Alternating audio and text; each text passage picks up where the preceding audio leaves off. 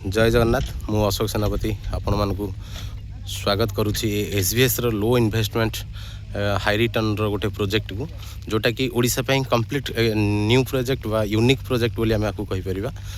तो देखंतु आपण मानकु जो प्रोजेक्ट मु देखौची एसबीएस रो एटा होची 4th number project. Already Nellore रे 3टा प्रोजेक्ट कंपनी ऑलरेडी करि सारी छी। एटा ओडिशा पई फर्स्ट कंपनी रो 4th नंबर प्रोजेक्ट जोटा कि भापुरु आपन जानिथिबे ढेंकानाल डिस्ट्रिक्ट बेगुनियापाड़ रु लेफ्ट 2 किलोमीटर आसला पर ए प्रोजेक्ट जो रास्ता देखुछन आपन एटा होची revenue road. A revenue road row both side रे कंपनी रो लैंड अछि 33 एकर ऊपर कंपनी एठी प्रोजेक्ट करूची।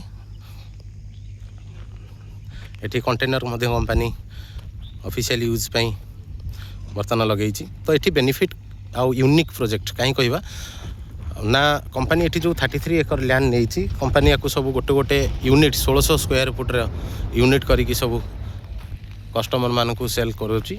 एठी पर स्क्वायर फुट 187.5 माने 187 टंका 50 पैसा पर स्क्वायर फुट कंपनी तार प्राइस फिक्स रखिची।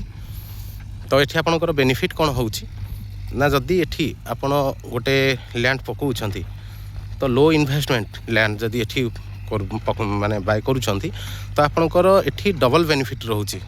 फर्स्ट आपनकर तो जमी रो वैल्यू एमित रे भी बढ़िबो ता सहित जो प्रोजेक्ट सैंडलवुड प्रोजेक्ट जोटा कि व्हाइट सैंडलवुड धला चंदन रो फार्मिंग कंपनी एठी करिवो सेथरु आपण बहुत बड़ बेनिफिट नहीं पारिबे। काहेकि ना आमे जदी देखिबा गोटे लो इन्वेस्टमेंट मात्र 3 लाख टंका रे 1600 स्क्वायर फुट रो जमी रो ओनर आमे होउचे। जमीर ओनर हैला परे एठी बेनिफिट कोन पाउचे ना प्रोजेक्ट फर्स्ट प्रोजेक्ट बेनिफिट पाउचे। एठी जमिति कि 33 एकर ऊपर कंपनी तार boundary wall diamond finishing with DC supporting रो गोटे बाउंड्री करिवो। टोटल कंप्लीट प्रोजेक्ट आपण माने देखि परथु केते बड़ प्रोजेक्ट। तो आ परे एठी सीसीटीवी सिक्यूरिटी गार्ड इलेक्ट्रिक बोरेल गोटे ऊपर देखि परथु से हाइट जगह जो अछि सेठी मध्ये गोटे कॉटेज करिवो। जो ओनर माने जेतेले आसीबे एठी आपण माने किछि टाइम स्पेंड फैमिली को नेकी करि परिबा पई प्रोजेक्ट देखिबा सहित।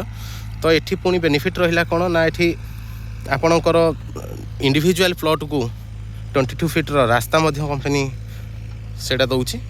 ता परे आपणकर एठी जो 1600 स्क्वायर फुट रे 8 बाय 8 रे कंपनी गोटे गोटे चंदन गछ लगेबो। पाखा पाखी 20 रु 24 टा धला चंदन गछ एठी आपणकर लैंड रे लागिवो।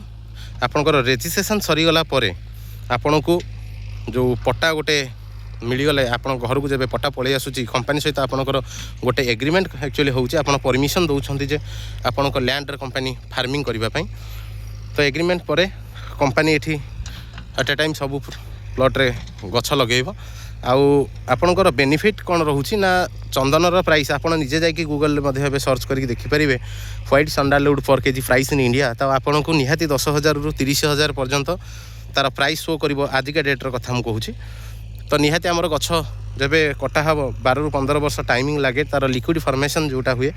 तो तार टाइमिंग मिनिमम टाइम होची 12 वर्ष मैक्सिमम 15 वर्ष भितर ही आमर गछ काटिबा पई सेटा हे जाई थाए लिक्विड फॉर्मेशन तार हे जाई थाए। तो सेते बेले जहा प्राइस थिबो आदिका डेट रो प्राइस 10 रु 30 अछि। तो सेते बेले निहाती 2 to 3 टाइम्स इजीली ग्रोथ भी करि पारे। तो जहा ग्रोथ हबो ताकू छाडंतु जदी आजिका डेट रे हमें कैलकुलेशन करिबा निहाती गोटे गोटे गछ आम 1.5 क्विंटाल रु 2 क्विंटाल काठ आम अति कम से कम पाउचे। जदि गोटे क्विंटाल काठ भी आम जनरली कैलकुलेशन को नबा ताहले निहाती गोटे गछ 10 लाख टंका आम एठी सेल करिबा। तो 20टा गछ जदि एवरेज नउचे ताहले 2 कोटी टंकार एठी हमर काठ सेल हबो। से 2 कोटी टंकार जहा काठ सेल होउची सेथुर 60% आमे बेनिफिट पाउचे माने 1.2 सीआर गोटे कोटी 20 लाख टंका केवल बेनिफिट पाउचे ए प्रोजेक्ट रु सैंडलवुड प्रोजेक्ट रु। ता परे हमर लैंड रहिला लैंड आमे चाहिले प्रोजेक्ट परे आमे ता घर भी करि परिबा चाहिले ताकू फार्म हाउस प्रपोजल रे मध्ये रखि परिबा ताकू चाहिले आमे काहू सेल भी करि परिबा हमर लैंड आमे चाहिले सेल भी करि परिबा।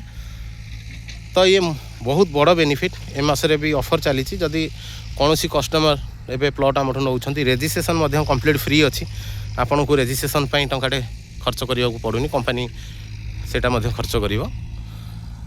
तो ये गोटे सिक्योर इन्वेस्टमेंट आमे बहुत जगह फिक्स डिपॉजिट करूचे जहाँ भी करूचे 3 लाख टा जदि आमको आपण निजे कैलकुलेशन करि पारंती केते टंका फिक्स डिपॉजिट रे मिलिबो। आ एठी गोटे 15-17 वर्ष भितर निहाती जदि गोटे कोटी टंका प्लस आमे बेनिफिट पाउचे ताले केते बड़ बेनिफिट आम एठू इनकम नहीं पारुचे दैट टू बी 100% सिक्योर बोली मु कहबी कहीं लैंड आम नारे रहिला डे 1 रजिस्ट्रेशन कंपनी आमको दउछि आम नारे जमी कंपनी करूछि फार्मिंग सेति पई मध्ये कंपनी गोटे गोटे प्लॉट रु बेनिफिट पाइलानी मिनिमम 80 लाख प्लस आज के डेट कैलकुलेशन रे तो जदि मिनिमम 800,000 प्लॉट रु कंपनी जदि गोटे गोटे प्लॉट रु 80 लाख बा कोटी टका पाउछि नो डाउट 800 रु 1000 कोटी टका कंपनी मध्ये एठू बेनिफिट पाउछि तो ये गोटे सिक्योर इन्वेस्टमेंट लो इन्वेस्टमेंट एग्नेस्ट आप हाई रिटर्न पाउछन ये प्रोजेक्ट रु सिक्योर प्रोजेक्ट गोटे देखि पारुथिबे काम डेली बेसिक रे चली